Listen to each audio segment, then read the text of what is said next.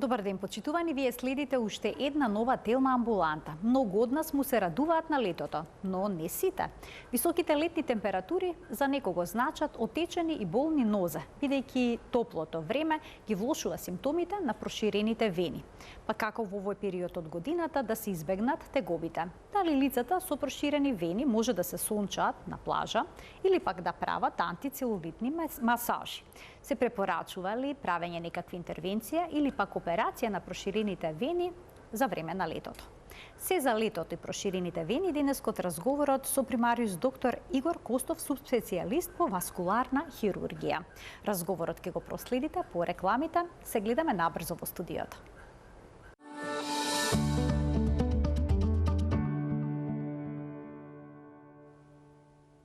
За проширените вени во лето, денеска разговараме со примариус доктор Игор Костов, субспецијалист по васкуларна хирургија. Докторе, добре дојдовте повторно во студиото на Телма и добар ден. Добар ден. Кога зборуваме за проширените вени, обично мислиме на некаков естетски проблем. Но дали се работи само за козметички проблем или пак за сериозен здравствен проблем? Како прво, голема благодарност на вас што ме поканивте денес да бидам гостин во Телма амбуланта. Исто така голем поздрав и на гледачите на Телма телевизија. Кога разговараме за вените, многу често, не само со обичен народ, него и со колегите, се наметнува една мнение дека се работи за козметски проблем. Но, посетувајќи ги амбулантите, не само васкуларната хируршка амбуланта, туку и трансфузиолошката, дерматолошката амбуланта, гледаме дека постои огромен број на пациенти кои сосема озбилни тегоби имаат што се однесува до вените. Така да, гледајќи го бројот на пациенти, не се работи за естетски проблем, него се работи за навистина сериозен здравствен проблем. Докторе, дали проширените вени се секогаш видливи и лесно опипливи? Се работи за гравитационно условено заболување. Човекот се дигнал на двете нозе и според тоа гравитацијата делува со тоа што ги влече течностите надоле. Постојат компензаторни механизми кои го спречуваат тоа да се случи. Мускулната пумпа на нозете и градбата на самиот венски зид спречуваат вените да се појавуваат онака набубрени. Но со текот на годините, како тие компензаторни механизми ослабуваат, почнуваат вените да страдаат. Прво се јавуваат отоци, потоа капилари, а потоа и оние попуштени вени. На крај следуваат и компликациите. Така да се постои една нормална прогресија на болеста. Докторе, ги споменавте капиларите. Понекогаш на површината на кожата може да се забележат сплетови од проширени капилари. Значи, тоа се проширени вени или пак може би вовет во овој проблем? Или понекогаш може да не представува ништо повеќе од естетска, од козметичка? Како што кажав, тоа е едно прогресивно заболување. На почетокот се јавува една лесна клиничка слика со отоци на нозете. Но со текот на времето, не можејќи да издржи тај голем притисок во вените, почнуваат тие капилари све повеќе и повеќе да се познават. Исто така, на ова топло време, некојаш тие капилари знаат да пукнат, па да се гледаат оние као сини флеки. Тоа е се во склоп на таа хронична венска болест. Во секој случај се работи за едно прогресивно заболување кое може да има од најлесна до најтешка клиничка слика. А на кои делови на телото може да се јават проширени вени? Кога зборуваме за хронична венска болест или попуштање на вените, зборуваме за попуштање на вените на нозете. Бидејќи самата поставеност на телото на човекот доведува до собирање на течноста во најдолните делови, во нозете. Појавата на попуштени вени на други делови од телото се работи за последица на некоја повреда. Додека кога зборуваме за попуштање на вените, мислиме за попуштени вени на нозете. Значи, главно на нозете, а доколку забележиме на дланките испакнати вени, докторе? Тоа е резултат на топлината која сите го осеќаме и така да тоа не би требало толку да не загрижува.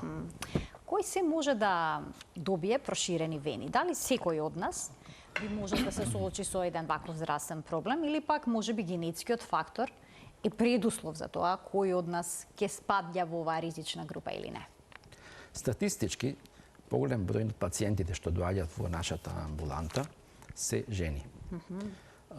Се смета дека неде половина од бројот на жените кои се на планетава имаат некој проблем со попуштени вени. половина од нив во текот на животот ќе побарат некоја лекарска помош. Така да на таргет група која доаѓа во нашата амбуланта се женската популација. Нормално, таа статистика се менува и во корист на мажите со текот на годините, бидејќи и други чинители делуваат на појавата на овие варикозни вени. Тука е генетиката, тешката физичка работа, дебелината, намалената физичка активност. Докторе, некои жени, веќе кога го споменавте полот како ризик фактор, забележуваат ваков проблем прв пат за време на бременост. Зошто е тоа така и дали со породувањето проширените вени, попуштените вени, нели како што во народот се познати, би требало да се повлечат? Причината зашто се јавува попуштени вени за време на бременоста е поради тоа што при бременоста доаѓа до притисок на плодот врз вените во стомакот. Тој притисок не дава крвта правовремено и нормално да се враќа назад во телото од нозете, така да вените страдаат, доаѓа до нивно попуштање, доаѓа до зголемување на притисокот во вените. Не можејќи да издржат, тие го оштетуваат нивниот зид. Така да бременоста е огромен фактор кој предонесува за појавата на попуштени вени. Се смета дека после бременоста огромен број на жени имаат проблеми со венска хипертензија, зголемен притисок. Но тоа не значи дека жените после бременоста ќе развијат попуштени вени. Многу често, доколку имаат нормална венска пумпа и доколку нивизивот на вените е нормален, состојбата може да се врати. Така да, многу е битна за време на бременоста да се одржува добрата физичка активност, да не се носат еластични чорапи и да се внимава на телесната тежина. Значи, тие три фактори се важни, но што значи за една жена која што во првата бременост се случила со ваков проблем, со проширени вени, што значи доколку забремени повторно? За втора бременост или пак трета бременост, дали во тој случај со сигурност ќе развие ваков проблем? Голема е веројатноста доколку за првата бременост постојат тегоби со вените, дека ќе се повтори истата состојба и во втората, а исто така и во третата бременост. Поради тоа, препораките кон првата бременост остануваат. Значи, жената треба да внимава на својата телесна тежина, да носи компресивни чорапи, да одржува добра физичка активност и, што е најбитно све, да се јави на лекар. Редовни прегледи да се прават. И доколку има нешто алармантно, на време да се реагира. Да се преземе на време. Така мерки да се преземат на време. А дали, докторе, проширените вени се болни? Да. Или не? Причината на болката за кај попуштените на вени е во тоа што самиот зид на вените на нозете, на големите вени, во својот зид има мускулни и нервни влакна. Во времето на појавата на таа зголемен венски притисок, доаѓа до пукање на зидот на вената и оштетување на тие мали нерви во зидот на вената. Поради тоа се јавува и таа болка. Оној момент кога тие вени ќе испукаат, ќе станат проширени, болката не постои повеќе. Се смирува. Се смирува. И луѓето мислат дека проблемот завршил. Но тоа не е така, бидејќи тука болеста влегува во другата фаза. Појавата на ние проширени, попуштени вени и појавата на таа хронична венска инсуфициенција, попуштање, со појава на отоци, рани на нозете, потемнување. Така да, тоа е само превод во друг степен. Така, тоа се компликациите што може да се јават од проширените вени, но може ли некој да има проширени вени цел живот, да речеме да се јавиле во 20-тите години и никогаш да не дојде до компликација?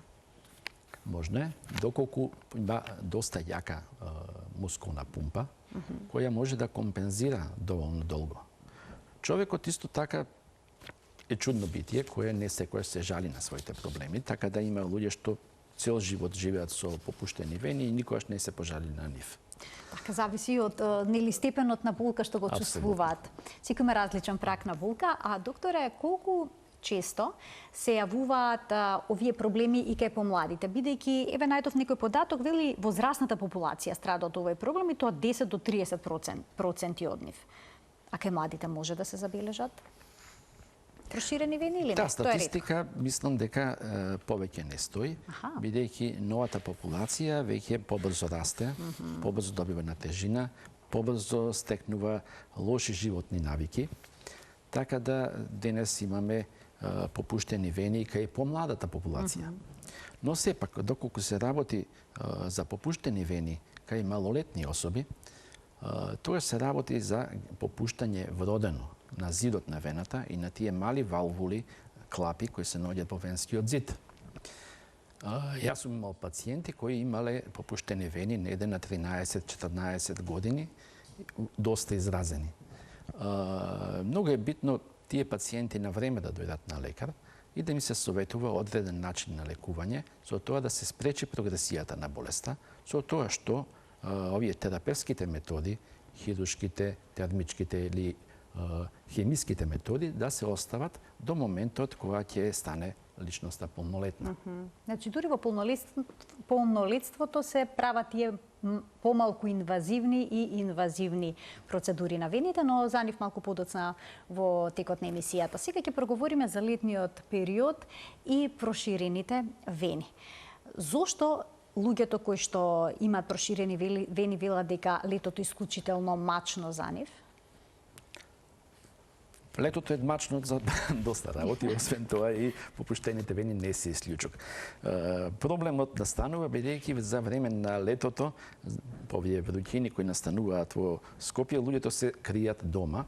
Таа венска пумпа послабо работи бидејќи подвижноста на луѓето е помала, така да луѓето добиваат отоци и заради тоа недвижење. Не е се тоа, бидејќи при топлото време доаѓа до ширење на крвните садови. Тоа настанува заради тоа што самиот организам почнува да ги шири крвните садови да се разлади. Тоа не е исклучок и со вените, така да луѓето кои имаат попуштени вени можат да го добијат тие сензации на проширување, болки, отоци, поизразено во летно време, отколку во зима. А, докторе, треба ли во летно време да ги носат оние компресивни чорапи? Секако. Има различни типови на компресивни чорапи. Има спортски компресивни чорапи кои што се сметаат за превентивни, но има и поинакви типови. Што им советувате во летниот период да користат? Дали терапевтски, дали превентивни? Степенот на компресија и видот на чорапата ја одредува лекарот по прегледот на пациентот. Неизоставно, кога кај еден пациент се препишани тие компресивни чорапи и колку да било тешко нивното носење, тие треба да се носат посебно во летниот период, бидејќи тука тегобите се најголеми. Прогресијата на болеста е многу голема во летните месеци, така да сум поборник на носење на овие компресивни чорапи и во лето. Што се однесува до видот и степенот на компресија на чорапите, убаво кажавте, постојат разни видови на чорапи. Степените на компресија се превентивен степен 1, 2 и 3. Тоа одредува која степен на компресија ќе има. Превентивните чорапи најчесто ги употребуваме кај особи што имат лесни отоци на нозете, немаат развиени попуштени вени, но сакат да спречат нивна појава. Затоа се викаат и превентивни. Степенот 1 е кај пациенти што имаат почетни попуштања на вените. Степенот 2 се кај пациенти кои имаат манифестни вени, а степенот 3 е кај пациенти кои имаат појачени лимфедеми и присуство на рани на нозете. Постојат и друга класа на чорапи кои се викаат спортски чорапи за вени. Тоа е посебна класа на чорапи кај пациенти што имаат попуштени вени, а сакат да се занимаваат со спортски активности. Со некаква физичка активност. А што е со оние луѓе кои што ќе одлучат да патуваат со авион? Некои од нив немаат попуштени вени, други имаат. Треба ли да се употребат компресивните чорапи и за време на летните патувања со авион? Во секој случај, дури мислам дека во тие подобри авионски линии, во самите китови што ги нудат, имаат и компресивни чорапи. Сепак, пациентите кои имаат тегоби со вените, е добро пред летот со авион, поготово ние интерконтинентални летови, да ги носат своите компресивни чорапи, бидејќи при самиот лет доаѓа до промена на предисоците и може да дојдат до несакани последици. Исто така, кај пациентите со попуштени време, вени, ако летот трае подолго време, е препорачено за време на летот да станат и да шетаат, да не седат цело време на истото место. Ова важи, докторе, само за долгите авионски летови или пак да се носат компресивни чорапи? Важи за секој летови, доколку пациентот има тегоби. Доколку има тегоби. Кај здравите лица тоа не мора да биде. Кај здравите лица не.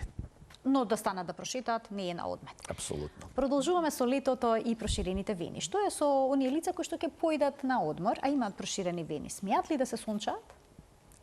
Дали да ги изложуваат нозете на сонце?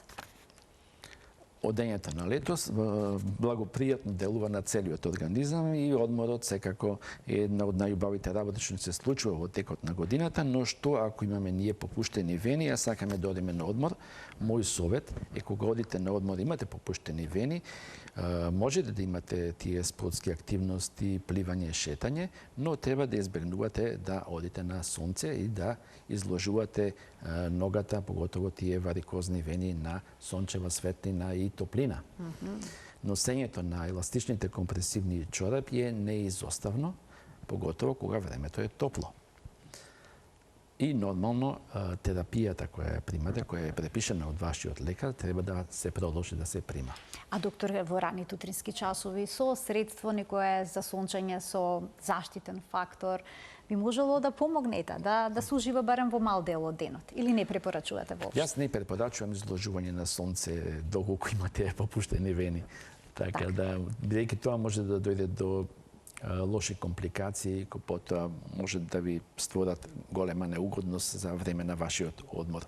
Споменавте дека советувате капење во вода, значи море, езеро, базен? Бидејќи има хлорирана вода, тоа не представува проблем? Главниот проблем кој настанува со капењето во базени е заради сушењето на кожата.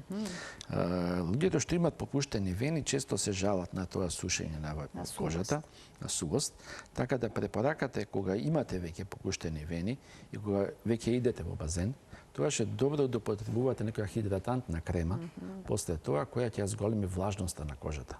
Посебно ако носите еластични компресивни чорапи, бидејќи под чорапите таа кожа уште повеќе се суши. И многу полесно ќе ги поднесувате вашите еластични чорапи доколку користите таа хидратантна крема. Докторе, а што е со термалните води, со топлите бањи? Дали оние пациенти со попуштени вени би можеле да уживаат во нив? Ја не сум пободник на совети за употреба на температура кај попуштените вени. Знам дека одењето во бања е една одлична работа, го намалува стресот и добро делува на целиот организам, но пациентите со попуштени вени не би требало да одат во бања, поготово не во термални води, што така не делуваат добро на венскиот систем. А што е со антицелулитните масажи кои што се практикуваат во овој период од годината? Тие се малку поагресивни, понекогаш знаат да направат подливи, модрици на местата каде што била направена масажата. Ако постојат попуштени вени, ова е многу често прашање, кое доста луѓе ми го поставуваат. И кај жените овој проблем е чест, а жените сакаат да изгледаат убаво. Тоа е кај жените нормално, после одреден број на години се јавува таа лимфедем, зголемување на течноста во нозите, што најчесто не е предизвикана од венското заболување, него заради пореметување на хормонскиот статус. Тие жени имаат отоци на нозете и често се јавуваат кај козметички студија за лимфна дренажа. Таа лимфна дренажа може да биде мануелна лимфна дренажа, а може да биде интермитентна пнеуматска дренажа. Ја не сум пободник на мануелната дренажа, бидејќи не често тоа не го изведуваат стручни лица и применува преголема сила, која може да дојде до оштетување на кожата, подкожното ткиво и секако и вените. Може тромб да се создаде доколку во секој случај повреда на вените, а исто така и тромб. Сосема друга работа е интермитентната пнеуматска дренажа, која исто делува на намалување на отокот на нозете и се употребува за намалување на тие отоци. Така да кога веќе одите на таа лимфна дренажа, сепак нека биде интермитентна пнеуматска. Или некој стручно лице кое што е обучено во таа област да ја заврши масажата. Абсолютно. Или масажа во никој случај не советувате? Па не, али... Да не се ризикува? Не би требало да се ризикува за околу таа работа. Има бројни прашања поврзани со летото и проширените вени Едно од нив е дали смеат да се прават интервенции на вените во овој период од годината? Смеат ли да се прават минимално инвазивните, за кои што ќе преговориме во продолжение на емисијата, или пак некоја операција на вени? Мислам дека не би требало температурата и топлината и самата постојање на таа летни одмори да биде препрека во изведувањето на тие процедури што се однесуваат Значи, до тоа е вените. заблуда, едно такво народно убедување кое што е недочно. Е дека после овие хируршки и термички процедури треба да се носат еластични компресивни чорапи во период од минимум 1-7 дена. Така. Носењето на еластични компресивни чорапи е тешко за пациентите, поготово ако На висока времето температура. е топло. Затоа и пациентите избегнуваат на лето да ги направат овие хируршки процедури, бидејќи им е тешко да ги носат тие еластични компресивни чорапи. Сепак постојат тие методи, што се хемиски методи, каде што не треба да се носат тие еластични компресивни чорапи, така да тие методи може да се изведуваат и во лето. А дали зимата е погоден период од годината кога станува збор за здравјето на вените? Апсолутно, бидејќи температурата е Пониска, пониска. така. Постои помал притисок во вените, вените не се толку проширени и луѓето попријатно се осеќаат во зима кога имаат попуштени вени.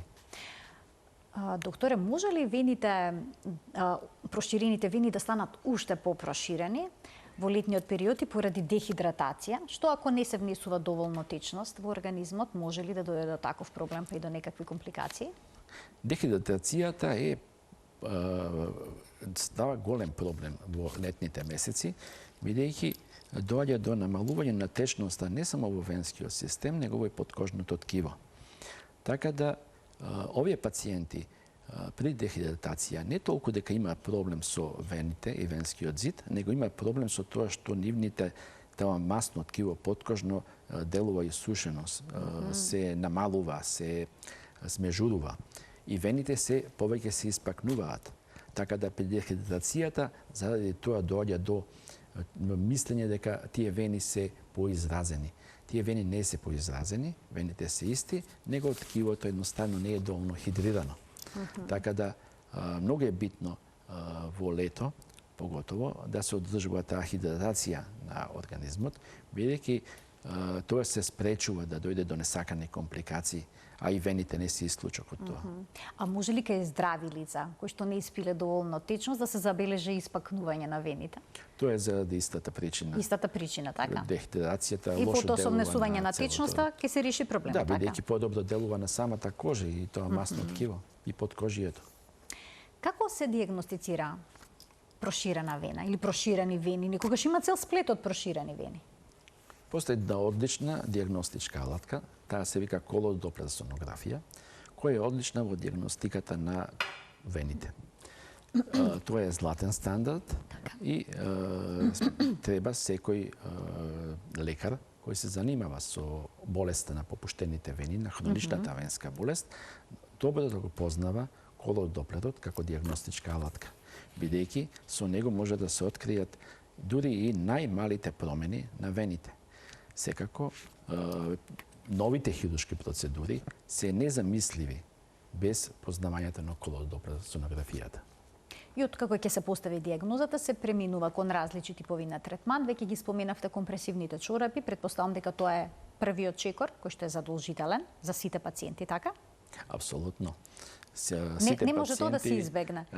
Кои имаат почеток на венското заболување, а едноставно можда и не сакат да се подложат на тие процедури медицински за лечење на вените, треба да носат еластични компресивни чорапи со степен на компресија кој ги напишал нивниот лекар. Колкав период од денот обично се носат компресивните чорапи? Компресивните чорапи се стават рано наутро пред човек да го направи првиот чекор. Бидејќи тоа се вените најтенки, нозете се најтенки и чорапите најлесно се аплицираат. Покасно нозете веќе стануваат поголеми и ставањето на еластичната чорапа станува многу тешко. Така да мој совет е чорапите да се стават што порано наутро така. и да се носат што покасно навечер. Но, доколку пациентот осети тежина на носењето на чорапите во текот на денот, истите може да ги извади. На социјалните мрежи често можеме да наидеме на разни креми, мелеми за проширени вени. Гарантираат 100% решавање на проблемот. Постои нешто такво? Што се однесува до геловите, мастите и мевлемите за вени, не сум пободник на таа група на лекови, бидејќи сметам Дури дека... на геловите што може да се купат во аптека? Да, бидејќи сметам Зошто? дека немат некое толку големо влијание на венскиот зид, колку што они го пропагираат. Повеќе се однесува на тоа што тие гелови ладат. Делуваат на хидратација на кожата, отколку што на вистина делуваат на вените. Така да нивното дејство не е на вените, него е дејството на кожата. Доколку некој има проблем со проширени вени, ќе му помогнат ладни облоги, еве. Апсолутно. Исто како гелот, И тоа е. обична ладни облози и хидратантна крема едноставно ќе го замени ќе замени употребата на тие скапи гелови за вени. Потоа исто така и има некои суплементи кои што се даваат за заекнување на зидот на венските крвни садови. Ги препорачувате? Диосминот е еден лек кој е поддржан од сите релевантни здруженија на васкуларни хирурзи и здруженија на лекари кои се занимаваат со оваа проблематика. Диосминот е во пурифицирана или во микронизирана форма, е препорачан и од Америчкото здружение на хирурзи. Тој делува на тој начин што го стеснува зидот на вените, а исто така го намалува воспалението.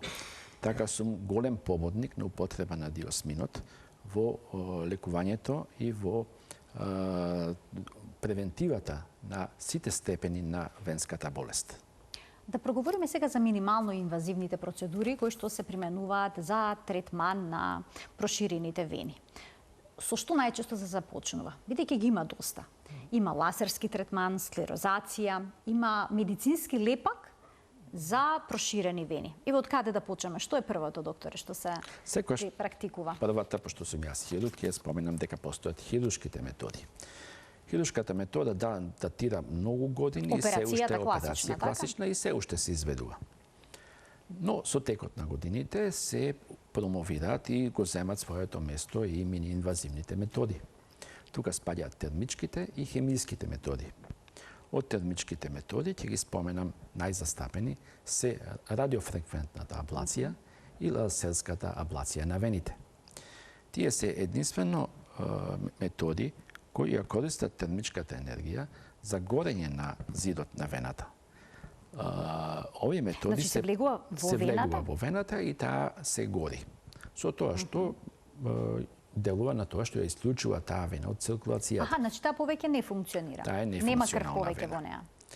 Овие методи термичките се препорачани од сите релевантни здруженија кои се занимаваат со оваа проблематика. Во последните неколку години се пробива на пазарот лекувањето со цијанокрилатот. Тоа е хемиско соединение, тој е популарен лепак за вени, кој исто така е една одлична метода за лекување на попуштените вени. Предноста на цијанокрилатот е во тоа што после неговата употреба не се носат еластични компресивни чорапи и пациентот веќе може веднаш да се влезе во секојдневниот ритам на живот. Добро, доктор, што се прави со тој лепак? Се внесува во вената? Исто така како што се внесува катетерот за термичка значи се влегува со катетер во вената, со катетер и се лепи вената, зидот на вената. И се исклучува вената. И се исклучува вената повторно од циркулацијата. Сепак лепакот за вени во употреба едно неколку години, така да ние не можеме со сигурност да знаеме колку време тоа ќе трае и како ќе се однесува самиот организам на тој лепак. Така да мора да оставиме малку и времето да покаже колку таа процедура е вредна и добра за лекување на оваа проблематика. Докторе, можевме да видиме тука фотографии каде што има цели сплетови од проширени вени. Во сите тие вени можете да влезете со катетер и да примените одредена од овие методи? Апсолутно не. Лекувањето со термичките и хемиските методи се однесува на лекување на тие магистралните вени, големата и мала сафена вена. Значи само кај тие? Се се третира само главните вени на подколеницата, значи на ногата, на сафените. А додека за овие други мали вени постојат посебни методи, посебни ласерски методи, посебни хемиски методи со кои тие може да се лекуваат. Тука ќе ги споменам прокупин ласерот, исто така и склерозантните средства од типот на етоксискаролот, полидоканолот, фибровеинот. Така да за секоја таква проблематика има свој начин на лекување. А овие методи кои ги споменавме пред малку, радиофреквентната аблација, ласерската аблација и цијанокрилатот се однесуваат на магистралните вени, сафените. Кога се работи за оние помали вени, што ги споменавте пред малку, со процесот на склерозација, така? Да. Исто така треба да влезете во нив со мала игла. Игла, така? Се аплицира склерозантно средство во вената во облик на пена или во облик на течност, во зависност од големината на вената, и таа се гори со тоа склерозантно средство. Исто така, постојат методи на употреба на ласерски зраци, исто и струја, кои истото може тоа да го завршат за тие мали испукани капилари. Така да постојат мноштво методи со кои може да се применуваат за оваа проблематика. А кога операцијата е најдобро решение? Во кој случај? Единствен случај кога операцијата е потребно да се направи е доколку постои попуштање на овие сафени вени, кое се докажува со колодоплесонографија.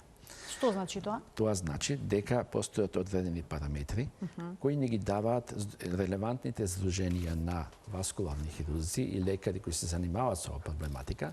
Таа е големината на вената на 8 мм и постоењето на патолошкиот рефлукс над 0,5 секунди. Значи само во тој случај треба да се отворената хирургија е единствено решение. Магистралните вени. Тогаш треба се третираат дали хируршки, дали термички, дали со хемиска метода. Така да тоа е. Сите овие помалку инвазивни методи што ги споменавте, може ли да доведат до повторување на проблемот, до рецидив? Постојат два типа. Бидејќи со хирургијата, ако добро разбрав, комплетно се отстранува вената, така? Постојат тие рецидивни вени, а постојат и рекурентни вени. Рецидивни вени се оние вени кои наново ќе се појават, а рекурентни вени се оние вени кои се направила таа интервенција, а вените не се доволно добро или останале после интервенцијата. Така тие се два различни поими. Многу често се смета дека после одредена метода рецидивите или рекуренцијата се поизразени, не би рекол. Најбитно е тој што ја бави одредена метода да работи поштено и квалитетно. А појавата на рецидивите и рекуренцијата не може да биде ограничена само на една метода, тоа е нормална појава. Така да не е поврзана со методата која се врши. Овие интервенции претпоставам дека се прават под анестезија?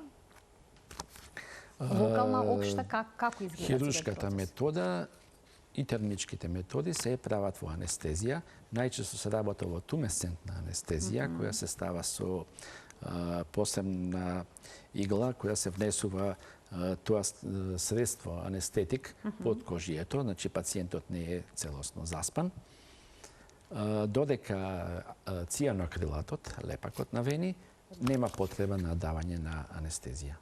Ке ги вклучиме гледачите, има навистина малку времено до крајот на денешната телма амбуланта, но сосема доволно за неколку кратки прашања на кои што докторот ќе даде одговор. Ние, докторе, продолжуваме понатаму како изгледа опоравувањето, дали е комплексно, брзо или не?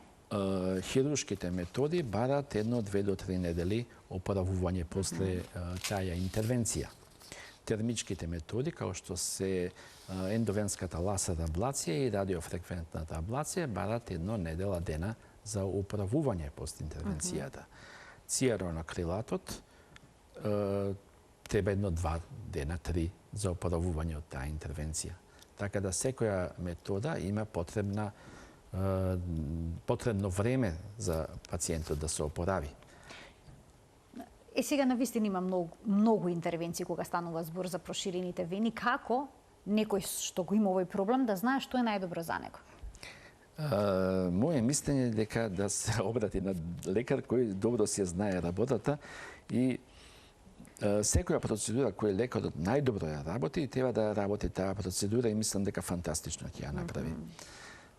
Не значи дека ако вие одберете некоја процедура која е можда на светскиот пазар доста добра, дека лекарот кој што ќе го одберете таа процедура добро ќе ја направи, бидејќи можда тој лекар е многу подобар во изведување на некоја друга процедура. Така да мислам дека професионално е тој што си ја работи работата добро да продолжи со таа процедура да ја работи. Имаме гледачи, да ги вклучиме во програма и да ги слушнеме нивните прашања. Добар ден.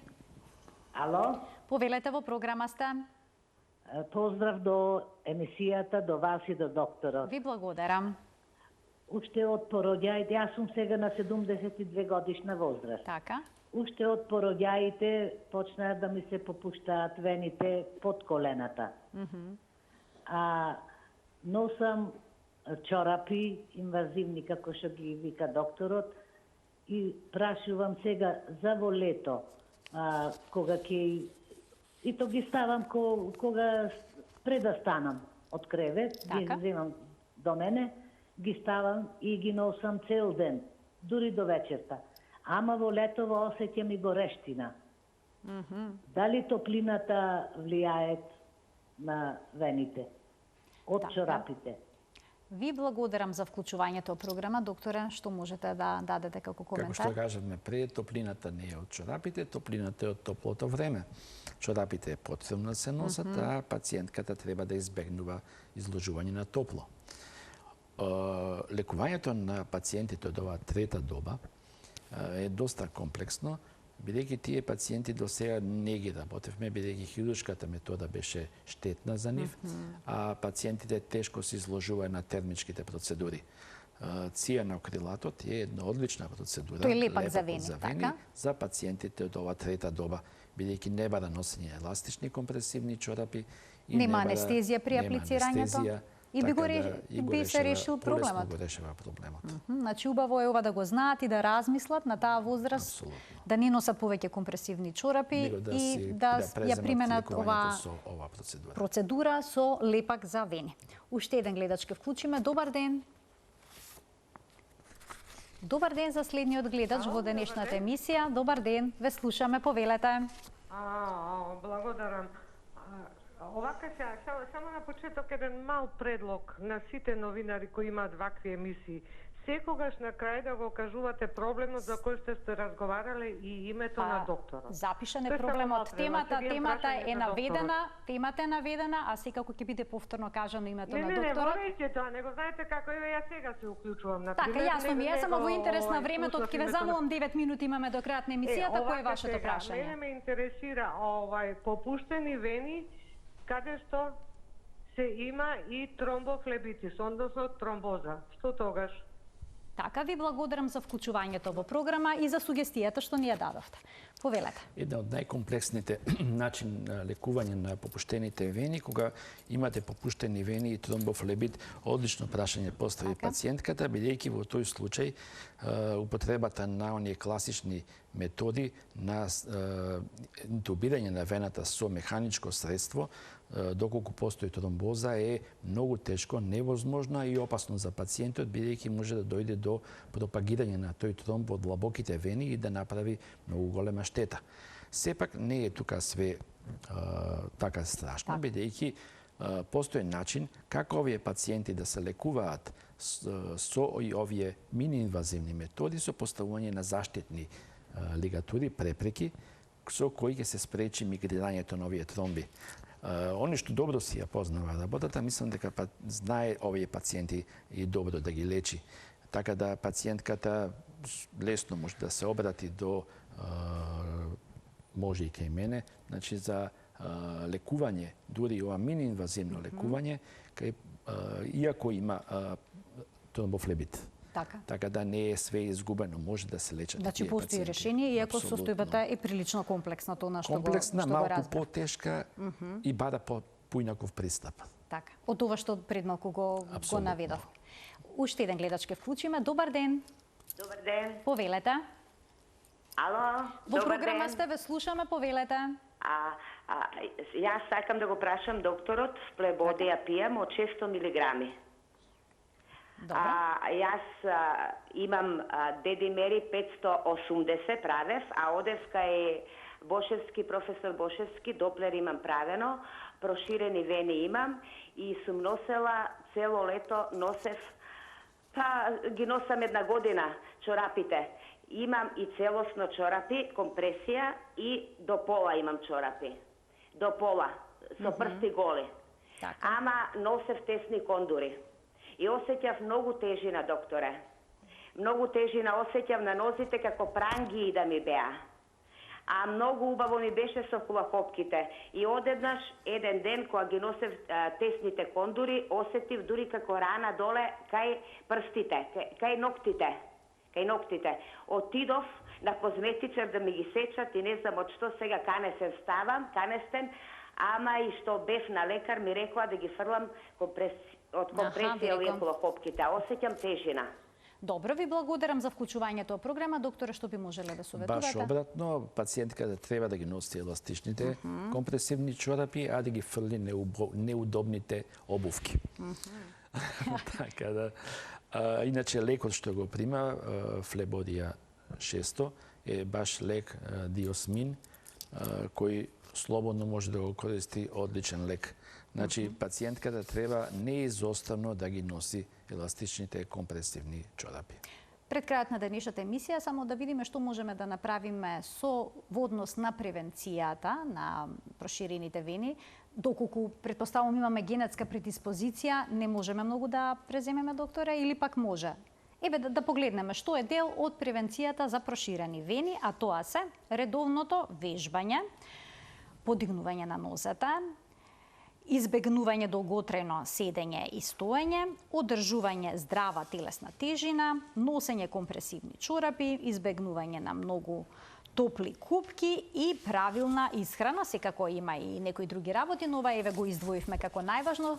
Ќе започнеме тука. Доколку имаме генетска предиспозиција и ги применуваме сите овие фактори за превенција, ќе можеме ли да спречиме појава на... Ја не би го кажал подобро, мислам одлично е кажано. Доколку пациентите си го применуваат овие совети, кои тука ги кажавте, нема да имаат проблем со... Докторе, како треба се подигнат нозете? Сметам дека кога човек се врати по тежок работен ден, кога осеќа дека она нозете како ќе експлодираат, е многу добро да легне на кревет и да ги дигне нозете малку во висина, не само доколку има попуштени вени, апсолутно, и за нормално кога се врати и да нема попуштени вени, е добро за него да ги дигне малку нозете и да одмори после тежок работен ден. Избегнување вели на долготрајно седење и стоење.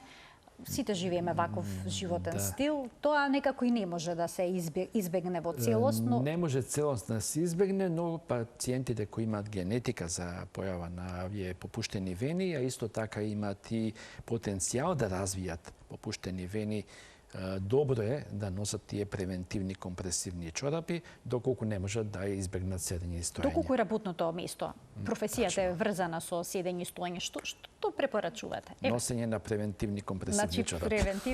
Превентивните се оние спортски чорапи, така? Не, или има и други? превентивните се чорапи кои се со минимална компресија. Значи малку подсврсти од оние обичните женски хулахопки. Со превентивна компресија. Така да, негде околу ден 40 мм живин ступ, 17 мм живин ступ е таа превентивна компресија.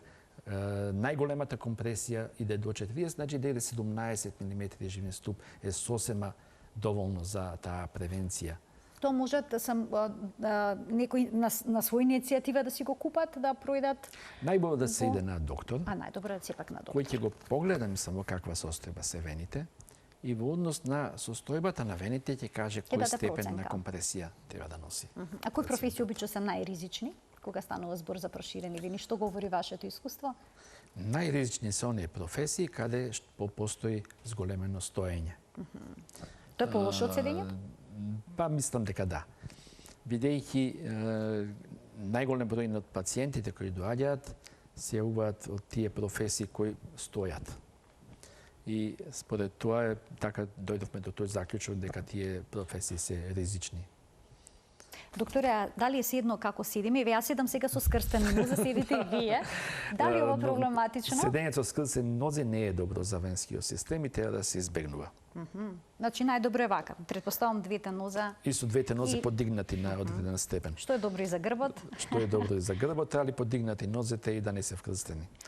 Бараат лицата со попуштени веди да си го решат трајно проблемот со некои од овие неинвазивни методи кои што ги набројавте? Апсолутно. Расте Имаме свесноста за огромна можностите? листа на чекање, огромен број на пациенти кои чекат да ги викнеме за да го решат проблемот. Свесноста на пациентите за својата здравствена состојба е на високо ниво и тоа ме радува, бидејќи се спремни да го решат проблемот целосно, нормално бараат место каде што проблемот може правилно да се реши.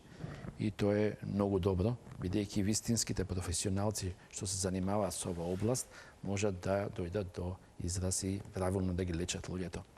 Доктор Костов, ви благодарам многу за вашето денешно гостување во Телма амбуланта, за убавите појаснувања поврзани со проширените вени, но и за оној проблем кој што се јавува со проширените вени во текот на летото. Значи, оние кои што одат на летување, тоа е многу важно, да не се изложуваат директно на сонце.